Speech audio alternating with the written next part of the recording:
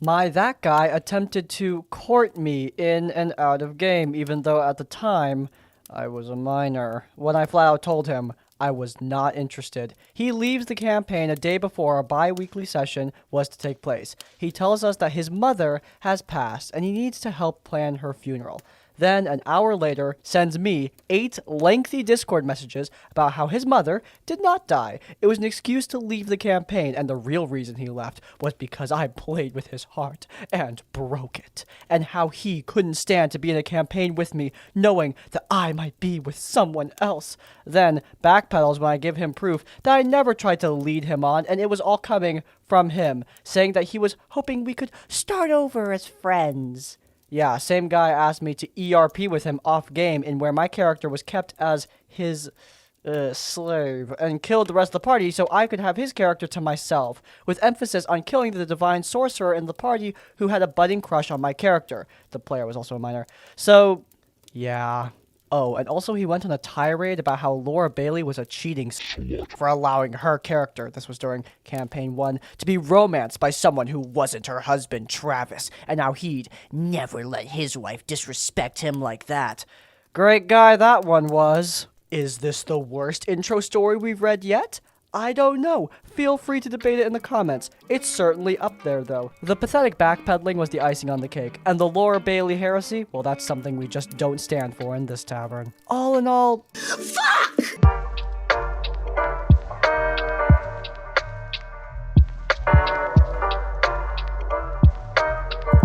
This is my first time writing on this board, although I have been lurking for a while, so I apologize for any format or grammar mistakes made in this post. Oh, and English is also not my first language. This story starts with an established group of Call of Cthulhu players who have been going on with a campaign that lasted close to a year. One of our players had to leave due to real-life obligations, so the Keeper, the GM, invited a new player to fill the spot. As a premise, the game had been very investigation and roleplay heavy. All of the characters were made as normal, flawed people with no superhero backstory or anything like that. There were exactly 7 instances of combat during the whole campaign, and they were treated as serious life and death situations, and so were any and all attempts to try and do action movie stunts, just like how it's supposed to be in Call of Cthulhu. This premise is important because the new player not only decided to not have a session 0 with us to make a character appropriate for the story, but she also made an anime ninja princess as her character. It wasn't so on the nose at first. The game was set in the 1980s, and she just presented herself as the daughter of a Japanese businessman who came to America with him on a business trip. Her character's name was Yuriko. Yeah, a bit more exotic compared to our local journalist, cop, and antiquarian, but otherwise, yeah, fairly normal. The story starts at a gala where the mayor was welcoming some new investors, including Yuriko's father, who had invested in his new development plan for the town. All of our characters were there for a reason. The cop was there, providing security. The journalist was there to write a piece on it and my character, whose antique shop was the oldest of the town. Oh yeah, and I was there to keep up appearances and show that I hadn't gone completely nuts yet. That's a long story. During the party, Yuriko starts acting incredibly suspicious. She tries to eavesdrop on multiple conversations and tried to gain access to the private rooms of the mayor. She failed her roles and was caught by the police player character who tried to escort her out of the premises. She decides it was a good time as any to drop a non-agreed PvP moment into it and try to judo flip the cop and run out. I won't bother you with the mechanics, but her size was so small, by choice mind you, she totally went for the small anime girl thing, and the cop was so big that such a thing was basically impossible for the role. After making an ass out of herself, she was escorted out and told to behave. The mayor then called my character into his study to ask him about some books that had come into his possession recently.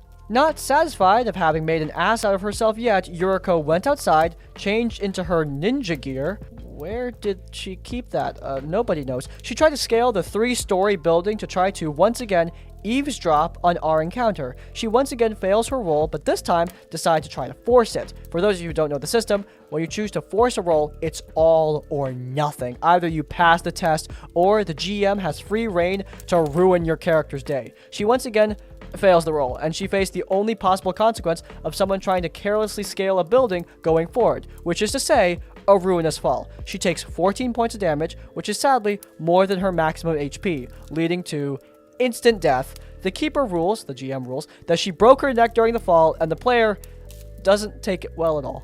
She goes on a rant as to how we never tried to cooperate with her, how her character is part of an ancient order of ninjas that were supposed to protect humanity from the Cthulhu mythos. I'm not kidding, that was her backstory, and she was there to offer her blade in the service of the party. We tried to tactfully explain to her why this was a god-awful excuse of a character for this game, but she got even more aggressive. You never wanted me in the game. You assholes just wanted to play among yourselves, and you didn't want a girl in the game. And she quit. Despite the fact that the player who left, the player whose spot she took, and the GM are both women. Once that little crapshoot ended, we asked the keeper what the hell she was thinking by adding her to the game. And she said that she was her sister, an avid D&D player who kept pestering her about the Flabby Fish monster game she did on Friday nights. She tried to explain what the game was about and set up some reasonable expectations, but the sister was having none of it. I asked her why she approved such a dumb character in the first place, and she told me she hoped her sister would come to understand what the game was about and change her character. This was supposed to be a quiet session, and nobody was supposed to die, but her foolishness was her doom. I'm sure the GM, the keeper, is a great lady, but yeah, that was a bad idea. Don't do that. Don't expect that people are going to change their character on a dime like that, especially if they seem really deeply connected to it. This fits perfectly in line with a desire that many GMs, DMs, whatever, what many of us want, which is for players to think about the characters that they are creating for the game. You need to create a character that fits within the world and the story the GM is trying to create. Now, of course, it doesn't need to be that restrictive. You should still have the freedom to create something that you want to play. However, at the same time, your character still needs to fit within the framework of what the game master is setting up and what the party is shaping up to be. Clearly, this anime ninja character does not fit within the grounded local Call of Cthulhu story that the party and the GM was trying to build. Also, on the character herself, why didn't the player just have her character introduce herself to the party? What's up with this eavesdropping thing? It clearly wasn't working out. I mean, can't the character just talk to the rest of the party? Well, I suppose that is far too much to ask. This was a few years back, and I might not remember the order of events correctly. At the time, I was part of a game held in a bookstore where the usual DM tried to keep things pretty light in tone and combat fairly evenly balanced. You could have up to 3 characters you could rotate through, and the XP went into sort of a bank for the characters, so it wasn't that uncommon for there to be a variety in levels in the adventuring party at the time.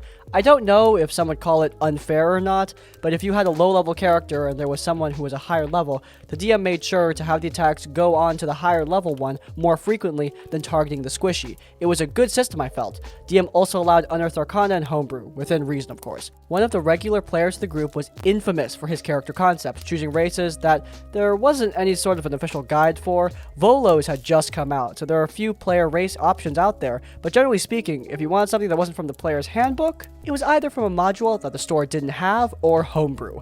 Trouble must have been brewing for some time before I joined with this player, but I think it started really boiling the week that they approached the DM with another new character.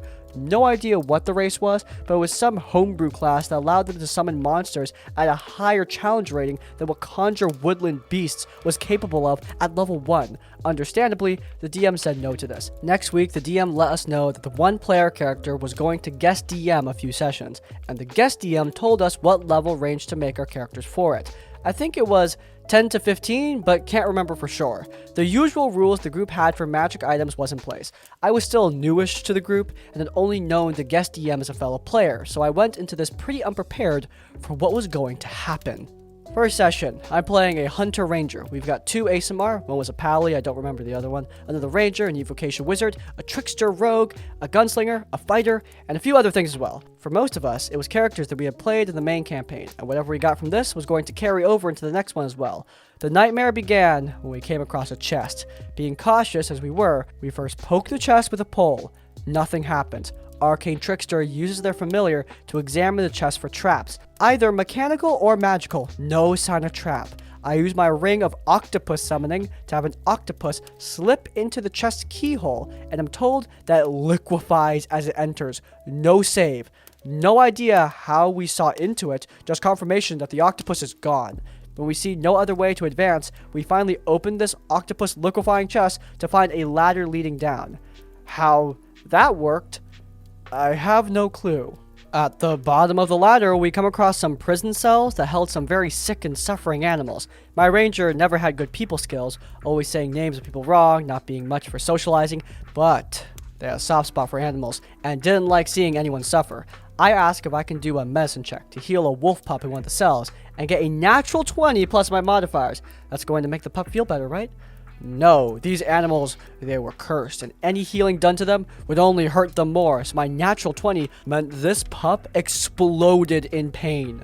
I don't blame guest DM for not knowing it, because I didn't mention it to anyone, but just that morning, one of my pets had died. And the game was supposed to make me feel happy. Just bit my lip, walked away from the table, and cried somewhere else in the store for a bit, feeling like the scum of the earth while the rest of the animals were dealt with.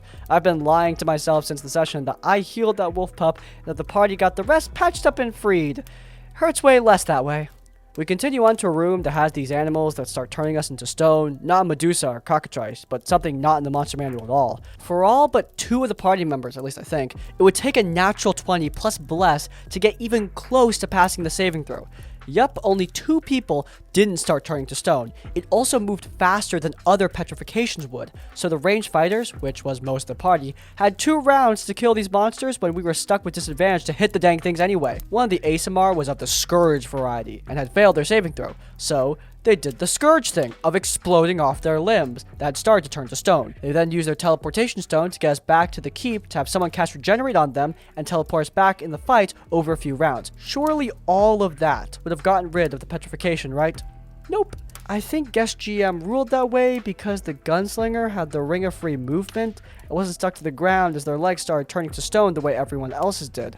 Oh, right, did I mention the petrification meant that your feet were stuck in the same way that you failed the saving throw? There were a few more of these incredibly unbalanced encounters in the next session as well that I don't think I remember. I blanked them out of my mind purposefully because the wizard decided to bring in their big guns for the 3rd and final session. He had in his loot an amulet that let him summon and control a cloud dragon to fight for us, and it got used in a fight against something that can only be described as the messed up love child of a helmed horror revenant and a Draco Lich on steroids. Nat 20s were the only thing that seemed to hit. Even with the cloud dragon, it was a close thing. Session 3 starts. Sort of. We're waiting half an hour for guest DM to show up, discussing how none of us are having fun with this one shot. You had to be an experienced min-maxer with detailed knowledge of all homebrewed monsters, classes, and races to just predict the kind of bull that was getting thrown at us just to stand a chance. Every combat turned into the players having to be rules lawyers to get the guest DM to admit that yes, the spell does work that way. Yes, your class feature does let you do that. The wizard's player, a longtime member of the group, turns to the DM and asks if, given the fight that we had just finished the last session, and guest DM being late, if the cloud dragon would be allowed to age up, since the DM had been the one to come up with this amulet and give it to the wizard's player, and was the only DM at the table. She graciously said yes. Yes, this dragon had aged. Perfect. We now had our own atom bomb. I thought dragons aged over a period of, like, hundreds of years, but, I mean, they need all the help they can get. I'm not complaining. When guest DM finally shows up, he doesn't seem fazed at all by the looks of dread on everyone's faces. We had a couple of new players show up at the table that week, and the regular DM had given them some pre-written characters that were the right levels. The party comes across a room where we are told to choose one member to be our champion to fight in a coliseum. Not the party, not a few members, just one person. So we choose our atom bomb, our now adult cloud dragon. Instantly, we find ourselves sitting in the audience of this coliseum, looking at the pit where monsters are coming out, and our cloud dragon is fighting them.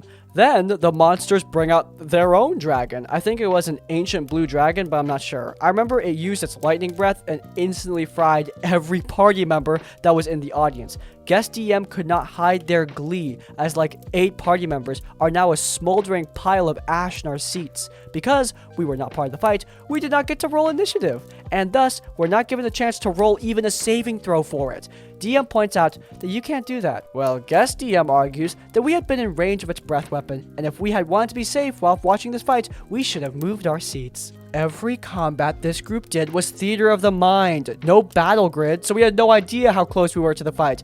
Not that it would have made a difference, because guest GM had never given us a chance to say what our characters were doing outside of the usual joke of, I cast conjure popcorn. He had never said how big the arena was, how far away we were from the arena, or anything of the ilk. The 2 ranger players both had sharpshooter and long bows, so the tactic for us has always been to be 600 feet back and shoot. But no, we had no agency in where we were and what our characters were doing. Every player around the table started airing our grievances with their last 2 sessions. Traps were unavoidable. Every saving throw was set at unobtainable levels unless you were at the maximum allowed level and had a 20 in that ability score and rolled a nat 20. Removing the limbs that were turning to stone and having regenerate grow you new ones didn't end the petrification.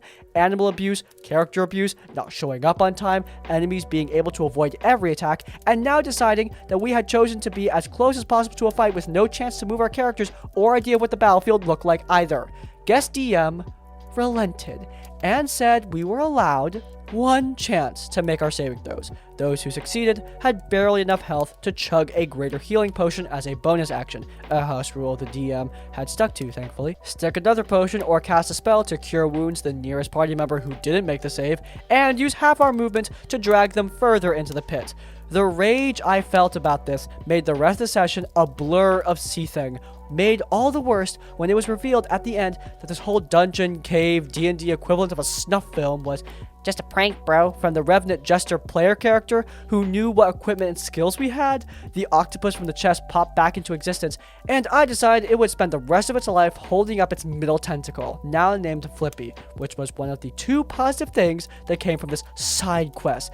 The other was the guest DM did not return as either a player or as a DM. Regular DM apologized to the group the next week formally, saying that they had agreed to let them run a session or 2, and it was our regular DM's opinion that guests had been frustrated that the game hadn't been enough of a meat grinder, and that they craved to show us how D&D should be played. TLDR, problem player gets the go-ahead to be a guest DM to show how they think D&D should be played, making the term meat grinder look like a compliment. This whole thing screams hostile DM. For starters, you can't change the tone and style of a game so drastically. The player characters that the players are playing were made for the regular DM's campaign, not for this BS meat grinder. Even if hypothetically it was a normal meat grinder, it still wouldn't work because that's not, seemingly, what these player characters were made for. Bringing in a guest dungeon master is okay. However, you need to make sure that the guest understands what kind of game they're running for, what kind of characters the regular DM has been working with. That is an understanding that has to happen in order for a guest to properly run a game and in order for it to be fun. Of course, a guest should spice it up with their own style, but they still need to fit within the framework of what the players are trying to play. Otherwise, they should just run a different game. Also, I don't think I need to say this, but this isn't hard. It's BS. It's the worst kind of difficult. It's tedious. It's difficult in a boring way, which is never fun to play. This has been a cumulative, frustrating experience over the last several months, and I felt like it was enough to put it out there. Definitely not the worst of horror stories, and I'm sure that guy of the situation is a perfectly fine dude outside of D&D. I've never talked to him much outside the game, but the way he acts is obnoxious. I wasn't part of this campaign from the beginning, so I cannot attest to whether or not there was a session 0, but as far as I've been told, the DM was very clear about what the combat/roleplay balance of the game was going to be. During what was more or less a part 1 of the campaign, he was apparently just fine, but for whatever reason, when part 2 rolled around, he suddenly became a lot less fun to play with. Characters: me, the DM, Warlock, Bard, Rogue, Paladin, and the problem player, Wizard. The first major incident that I was told about happened a while before I joined. There was a village suffering from an unknown disease that couldn't be magically cured, and the party discovered that what was more or less patient 0 was holed up in a cave. So of course, they went to find him, kill him, and use him, as far as I'm aware of, again I wasn't there, to make a cure for the infected villagers. Now, how could you possibly mess this up? Even a wild fireball, even that would allow you to get together the necessary components to put together a cure. They didn't have access to anything that could permanently move him to another plane, so really, all they need to do was kill him however they could, right? One word: disintegrate. He managed to find the one and only easy way that he could have royally screwed the situation up, and lo and behold, he killed the thing with it, so all that was left on their one and only chance for a cure was now a pile of dust on the floor of the cave. After this, he asked over and over and over again to roll Arcana so he can just figure out the cure despite there being literally nothing left for him to check. Nothing except for one little thing, which was likely just a product of the DM not wanting this to be complete and total failure just because of the stupid decision of one player. Some blood and fur on the sword of one of the other party members, only enough to make a few cures, not nearly enough to cure everyone who was infected, which now included some of the party's own. Then there's a pretty big gap, a few months I think, between that incident and when I joined. If I were to go into significant detail with every time he's done something annoying since I came in, I'd be writing a full-length novel here. So here's the basic gist of the smaller, less game-impacting moments. Constantly bragging about essentially his ability to cast Fireball. He's literally that wizard. It's all he ever does. Fireball, Fireball, oh, Firebolt. And then another Fireball. On top of his bragging, he doesn't even seem to worry about us when casting it. I'm not familiar with wizards at all, but apparently he can cast shaped fireballs, which means he gets all the damage of the spell with none of the drawbacks. He always acted like we would be nothing without him. If he's not saying something along the lines of, "You guys would be totally dead if I wasn't here," it's always something like, "So, how toasty do you want those guys?" Or, "Don't worry, once it's my turn, all those guys are gonna be ash." That last one being a particular repeat offender, often after anyone says anything out loud trying to strategize in combat.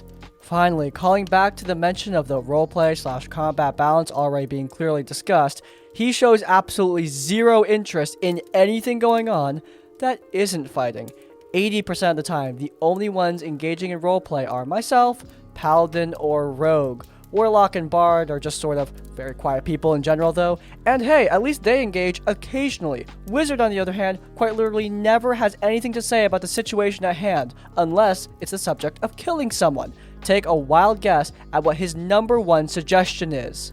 And as the cherry on top of that, almost every single session, he doesn't even try to hide the fact that he's doing something else. We've heard video games, anime, seen what he was playing via Discord, through which we play, etc., and constantly letting out loud, obnoxious eyes whenever he's not melting everything in sight.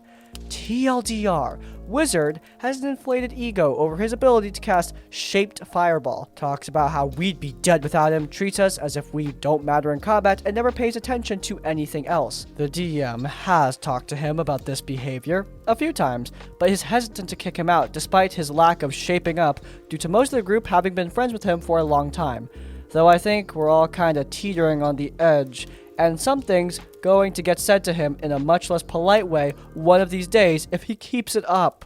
That is a great point. These sort of discussions need to happen for a variety of reasons, but one that I don't think gets talked about enough is if these discussions don't happen, the negative vibes are going to bubble to the surface, and when it explodes out, it's not going to be in a pretty way. When you build up resentment, a mild situation can become a much, much worse one. And this, while not the worst situation we've ever seen, isn't exactly the flavor of mild. It's pretty damn annoying. This guy suffers from combat main character syndrome and is constantly bragging about himself, which yeah, that is annoying on its own. The role-playing thing is a bit more of a complicated situation. Of course, there's nothing wrong if you don't want to role-play, first-person talks, and all that kind of stuff. That is okay. There is a group out there for you. However, you need to find that group. Clearly, this group does have a little bit of role-playing going on. And if you are the one player who's dragging down the vibe, that becomes a serious problem. It just takes one person who's on their phone, who's playing a video game in the background, to make the whole group feel like they're wasting their own time. Also, yeah, playing video games, watching anime, doing whatever the hell in the background while you're playing D&D, it's rude. It's rude to everyone, and hell, it's a disservice to yourself. Why are you even playing the game if you're just gonna be doing something else the whole time? Makes no sense to me. In early 2021, I joined a Warhammer fantasy game called Enemy Within. Enemy Within is a very long, very difficult campaign, and I was excited to finally find a dedicated group who would want to run it on Sunday nights, because at the time, that's the only time I could do. I had decided to play a Bretonnian thief, and then later promote into spy named Nanette. Nanette had taken a lot of inspiration from Safana from Baldur's Gate, but of course to a lower degree that is tolerable, such as instead of being overly sensuous, she would be confident in her beauty, value treasure, and maintain her looks. Personally, Safana is my favorite character because of her confidence and has been inspiring to me for at least 10 years. Nanette, played by myself, a vain Bretonnian jewel thief. Masha, male player offended by feminine expression, playing a female Kislevian Knight, who believes that women should be tomboys in tabletop. Jory, GM, who was weirded out by Moscha's picking on me as well. Fabian, Tillian Scout, also a subject of Moscha's ire. Before I joined, I had scrolled up and seen that Moscha had said he didn't want me to join as he felt 2 women in the party would be awkward because he felt it would ruin the aesthetic? What aesthetic? Women are not for aesthetic purposes, is what I wanted to say, but instead I just created my character. Everything was fine, and I generally avoided Moscha until session 2, when we had formally met Fabian. Fabian had asked, thankfully, to kiss my hand, jokingly admiring the beauty my character constantly speaks of. We were laughing at the table until Moscha rudely interjects and says, "Why are you yourself out to this stranger? We have work to do," before I even had a chance to say yes or no to the offer. Everyone just kind of went quiet before I just ignored him and told Fabian no. After the session, the GM had pulled Moscha aside, scolding him before the next game against my wishes. Apparently, GM Jory had a zero-tolerance policy for in-game and out-of-character sexism towards another player, which I didn't know about. Moscha had seemingly changed and had since apologized until we reached Alt Dwarf. After fighting a bright wizard, Nanette's hair had become slightly charred by Joey's description. Even jokingly, I decided to use her own money to purchase a hairbrush and then take a hot bath. After I told the party my intent in our downtime in Altdorf, Moscha had an absolute meltdown. Why are you portraying women like that? No girls like that, and the girls that are usually die in Warhammer, or... Been a while since we've had one of these. This is all over her character just wanting to maintain proper hygiene and take a bath? To which, massaging my temples, I responded, "How are you going to tell me how to portray a woman as a man?" The GM then muted Moscha and then kicked him from the game in Discord, apologizing profusely before he ends the session there for the week. Moscha, not done with the drama, joined the Discord on an alt along with 2 others and decided to spam me, calling me a fat and ugly. I had found it mildly amusing, posting screenshots I had taken of Moscha's previous rantings about how he wants to be the only woman in the party before he is kicked. I will never understand how a man can tell a woman how she should act and should behave in a roleplay setting and what their core principles should be. Moscha, if you're reading this, just know that not every girl wants to swing a sword, drink beer, act snarky, or roleplay being a lesbian with you. As for the game, we are still going strong. I was the one who suggested we post this here so I can vent this out of my system. Now, whenever we meet a female NPC, there's always a slight bit of laughter because we know it would make Moscha furious. Alright, TLDR, male player hates confident female player who doesn't buy into tomboy values in Warhammer. Says my character would be to death and then goes berserk after being kicked. Love the DM's approach here. Sees the player being a problem, gives him a lecture, gives him a second chance, and then, when he doesn't use that second chance wisely, kicks him out of the group. That's exactly how it should be done. Usually you're not going to be dealing with problem players who are this bad. You're going to be dealing with milder stuff. However, there are millions upon millions upon millions of people who play this game. Some of them are bound to be the absolute worst. We've seen worse than this just to prove it. These type of people, these type of selfish, degrading assholes can just ruin a table very, very quickly. If he remained, you bet that players would be leaving by the droves, OP included, I'm sure, and that is just not worth it. When you see a player being this much of a problem, they're probably gonna need to go. Alright, that is today's episode of RPG Horror Stories. If you guys enjoyed it, then please do leave a like. If you want to see more of my content, then you can check out Shadow for Karakonos, my actual play D&D podcast, which is linked in the cards. And while you're there, subscribe to Crispy's Tavern and get more of our content right as it comes out. And finally, if you want to leave your own stories or thoughts, go down to the comments down below. If you can't think of a comment, leave the comment, "You can't play a girl," to let me know you made it to the end of the video. Next is like, comment, subscribe. I will see you all next time. Farewell.